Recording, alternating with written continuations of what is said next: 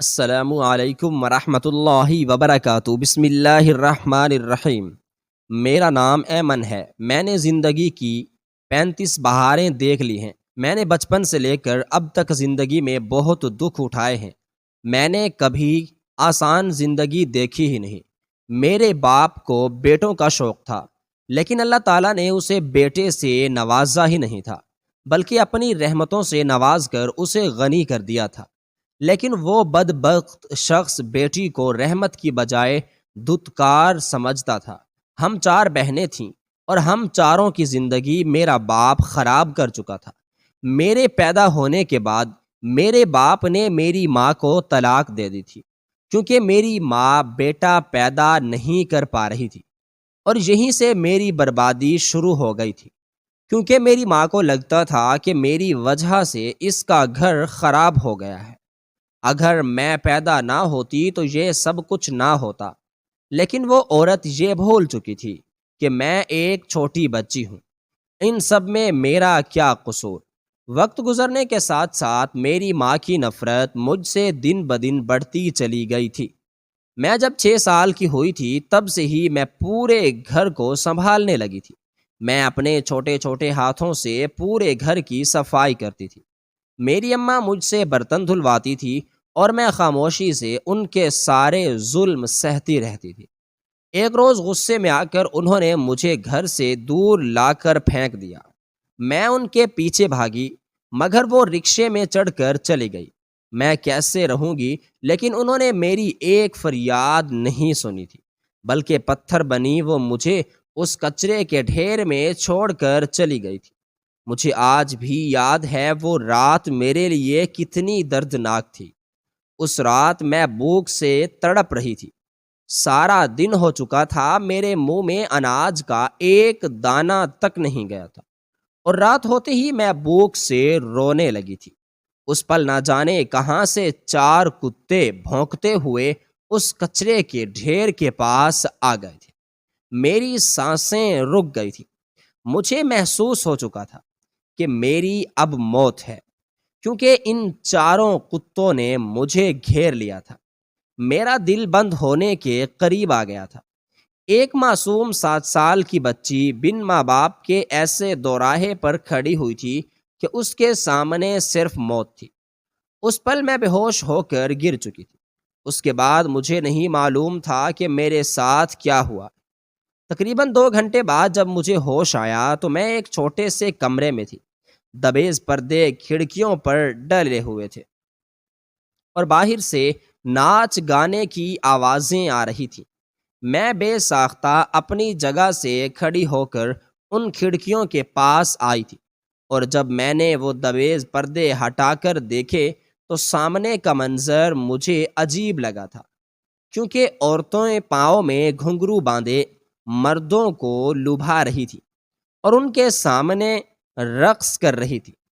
کچھ عورتیں بے ہودگی پر اتری ہوئی تھیں، لیکن میں اس وقت ابھی بہت چھوٹی سی بچی تھی۔ مجھے ان سب چیزوں کی ابھی تک کوئی سمجھ وغیرہ نہیں تھی۔ میں دروازے کی جانب بڑھی تو دروازہ باہر سے بند تھا۔ میں واپس اس بستر پر جا کر بیٹھ گئی تھی۔ تھوڑی دیر بعد ایک عورت کمرے میں داخل ہوئی۔ اس کا بناؤ سنگھار مجھے بہت زیادہ عجیب لگ رہا تھا۔ ایسا لگتا تھا جیسے وہ کوئی دلہن ہو۔ میرے قریب آ کر مجھے ٹٹولنے لگی۔ اس کا انداز بہت ہی عجیب تھا۔ اپنے ساتھ آئی ہوئی ایک اور لڑکی سے اس نے کچھ گفتگو کی اور اس کے بعد وہ باہر چلی گئی۔ چند منٹ بعد ایک اور لڑکی آئی تھی جو لگ بھگ 15 سے 20 سال کی تھی۔ اس نے آتے ہی مجھے کہا کہ تمہیں باہر بڑی تائی نے بلایا ہے۔ ایک پل کو میرا دل لرز گیا تھا۔ نہ جانے یہ بڑی تائی کون تھی۔ میں تو اس کچرے کے ڈھیر میں کتوں کے سامنے تھی۔ میں یہاں پر کیسے آئی تھی مجھے کچھ علم نہیں تھا۔ میں باہر جا کر اس بڑی تائی سے یہی سوال کرنے والی تھی۔ میں اتنا تو سمجھ گئی تھی کہ یہ جگہ ٹھیک نہیں ہے، لیکن جہاں ایک واحد پناہ گاہ تھی جہاں پر میں رہ سکتی تھی، کیونکہ کل کے واقعے سے میں بہت خوف زدہ ہو گئی تھی۔ کتے مجھے نوچ کھاتے، کم سے کم یہاں انسان تو تھے۔ مجھے پتہ نہیں تھا یہ انسان بھی انسان کو نوچ کھاتے ہیں۔ اس کے علاوہ میرے پاس کوئی ایسی جگہ تھی ہی نہیں جہاں پر میں اپنی زندگی کو گزارتی۔ میری سگی ماں نے تو مجھے اپنے گھر سے بے دخل کر کے کچرے کے ڈھیر میں پھینک دیا تھا، اور اگر یہ لوگ بھی مجھے اپنی اس جگہ سے نکال باہر کر دیتے تو میرا کوئی ٹھکانہ نہیں تھا، اور میں ایسا ہرگز نہیں چاہتی تھی۔ میں نے گہری سانس ہوا کے سپرد کی تھی اور میں اس لڑکی کے ساتھ باہر آ گئی تھی۔ سامنے ہی ایک بھاری وجود والی عورت بڑے کرو فر سے بیٹھی ہوئی پان کھا رہی تھی۔ مجھے اس کے سامنے پیش کر دیا گیا تھا۔ وہ عورت مجھے اس طرح دیکھ رہی تھی کہ محسوس ہوتا تھا کہ اس کی آنکھیں میرے جسم کا ایکسرا کر رہی ہوں۔ اس کی آنکھیں مجھے اپنے جسم کی آر پار ہوتی ہوئی محسوس ہو رہی تھی۔ مجھے بہت زیادہ گھبراہٹ محسوس ہو رہی تھی۔ ایک پل کو میرے دل میں خیال آیا کہ میں یہاں سے بھاگ جاؤں، لیکن میں ایسا کوئی قدم نہیں اٹھانا چاہتی تھی جو میری زندگی میں وبالیں بن جائیں، وبالیں جان بن جائے۔ میں نے اس عورت کی جانب دیکھا اور منت بھرے انداز میں کہنے لگی، مجھے یہاں سے نہیں جانا، میں آپ سب کے ساتھ رہنا چاہتی ہوں۔ میں سارے کام کر لیتی ہوں کہ شاید وہ مجھے کوئی کام بولے تو کیا میرے مردوں کو لبھائے گی، لیکن تجھے دیکھ کر اتنا تو معلوم ہو گیا ہے تو بڑے کام کی چیز ہے۔ لیکن یاد رکھ، اگر تو نے بڑی تائی سے غداری کی تو تجھے موت کی نیند سلا دوں گی۔ میں نے ان سے اسی پہر وعدہ کیا تھا کہ میں ہمیشہ آپ کی غلام بن کر رہوں گی، لیکن بس مجھے یہاں سے نکالیے گا نہیں۔ میں اس وقت 7 سال کی بچی تھی۔ مجھے نہیں معلوم تھا کہ کوٹھا، رقص اور بستر گرم کرنے جیسے الفاظ کیا چیز ہوتے ہیں، لیکن جب میں وہاں رہنے لگی تو مجھے ساری حقیقت سمجھ آ گئی تھی کہ میں کیسی جگہ پر موجود ہوں۔ میں محض 10 سال کی عمر میں ہی تمام حقیقت سے واقف ہو چکی تھی کہ مرد اور عورت کا رشتہ کیا ہوتا ہے اور یہاں پر کیسے گھناؤنے کام کیے جاتے ہیں۔ وہ کوئی کوٹھا نہیں بلکہ بہت بڑی حویلی تھی جہاں پر بڑی تائی کی حکمرانی تھی، اور اس کے نیچے بہت سی لڑکیاں کام کر رہی تھیں۔ بہت سی لڑکیاں رقص کرتی تھیں تو بہت سی لڑکیاں دوسرے مردوں کا بستر گرم کرتی تھیں، اور وہ ان سب کے پیسے بٹور کے ہمیں کھانے پینے کی اشیاء مہیا کر دیا کرتی تھی۔ میری زندگی 15 سال کی عمر تک تو بہتر تھی، لیکن 16 سال کی عمر سے ہی میری بدقسمتی شروع ہو چکی تھی۔ مجھے استاد جی رقص سکھاتے تھے، جس کی بدولت میں بہت جلد ہی بہت اچھا ناچ لیا کرتی تھی۔ مجھے بھی مردوں کے سامنے پیش کیا جا رہا تھا۔ بس میرے 18 سال ہونے کی دیر تھی کہ مجھے مردوں کے بستر گرم کرنے کے لیے چھوڑ دیا گیا تھا۔ جس مرد نے میرا اب تک رقص دیکھا تھا وہ میرے دیوانے ہو گئے تھے۔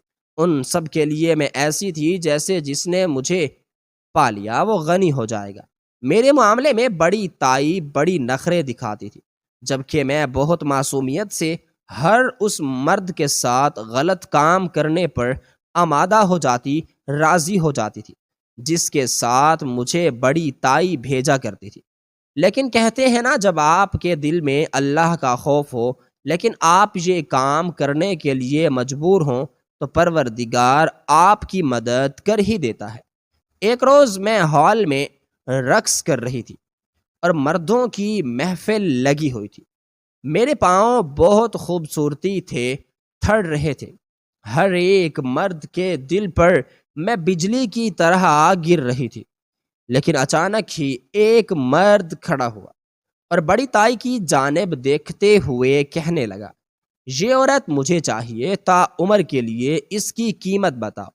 اور اس طرح اس شخص نے تائی کو منہ مانگی قیمت دی اور مجھے اپنے ساتھ لے گیا۔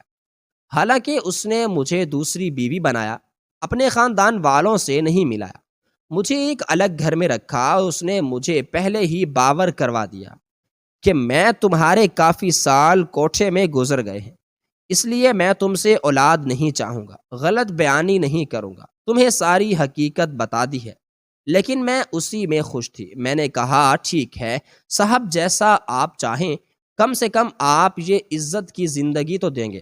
اس نے مجھے گھر میں ہی رکھا ہوا تھا، ہر چیز مجھے گھر کے اندر مل جایا کرتی تھی۔ گھر بہت خوبصورت تھا۔ اسے اپنی فیملی کو نہیں بتایا تھا کہ اس نے خفیہ شادی کی ہے۔ یہاں پر ہر چیز مجھے گھر کے اندر مل جاتی تھی، لیکن میں اسی میں خوش تھی۔ کم سے کم مجھے ذلت والی زندگی سے چھٹکارا تو مل گیا تھا۔ ویسے بھی طوائفوں کی اولاد نہیں ہوتی، لیکن آج میں پورے 35 سال کی ہو گئی ہوں اور میرے شوہر اس دنیا میں نہیں رہے۔ لیکن سچ کہتے ہیں، ایک بار جو عورت کوٹھے سے آئے پھر اسے عزت کی زندگی راس نہیں آتی۔ میں اس تنہائی سے اکتا چکی تھی، کیونکہ میرا شوہر بھی دنیا میں نہیں رہا تھا اور میں نے بھی وہی کام کرنا شروع کیا جو بڑی تائی کرتی تھی۔ ہولے ہولے میں نے بھی اپنے گھر کو کوٹھے کا روپ دے دیا۔